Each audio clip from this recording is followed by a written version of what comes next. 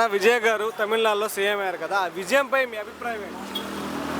ఆయన కూడా 100% కష్టపడే మనిషి. నెక్స్ట్ సారి ఇంకా 70% సీట్లు వస్తాయండి. ఓకే, అలా డిఎంకే అన్న పెద్ద పార్టీలు ఉండగా కూడా ప్రజలు విజయ్ గారినే ఎందుకు నమ్మి ఓట్లేశారు? వాళ్ళ పనితీరు చూసి వాళ్ళకి ఆవేదన చెంది అందుకే కొత్త ప్రభుత్వం విజయ్ గారి మీద విశ్వాసంతో వేసారు. వాళ్ళు దానికి తగ్గట్టుగానే రిజల్ట్స్ చూస్తారు. నెక్స్ట్ సారి ఇంకా వేరే వాళ్ళతో కూడా ఆయనకి పని లేదు. అంటే ఆయన గెలవడానికి మెయిన్ రీజన్ ఏముందంట? ఆయన గెలవడానికి ఆయన ఏమో రెండేళ్ళు పార్టీ పెట్టి ప్రజాసేవ చేయలేదండి. ఎప్పుడో 10 ఏళ్ళ నుంచే ట్రస్ట్లు అయి నడుపుతున్నాడు. జనాలకు తెలుసు కాబట్టి, ఆ మనిషి తెలుసు కాబట్టి విశ్వాసం చేశారు. నెక్స్ట్ సారి ఇంకా ఎక్కువ సీట్లు వస్తాయండి. ఆయన ఇచ్చిన పథకాలకు హామీలకి నెరవేరుస్తారు, ప్రజలకు అన్ని అందజేస్తారు. 100% నెరవేరుస్తాడండి. ప్రజలు పెట్టుకున్న నమ్మకానికి ఎంతవరకు చేరగలరు?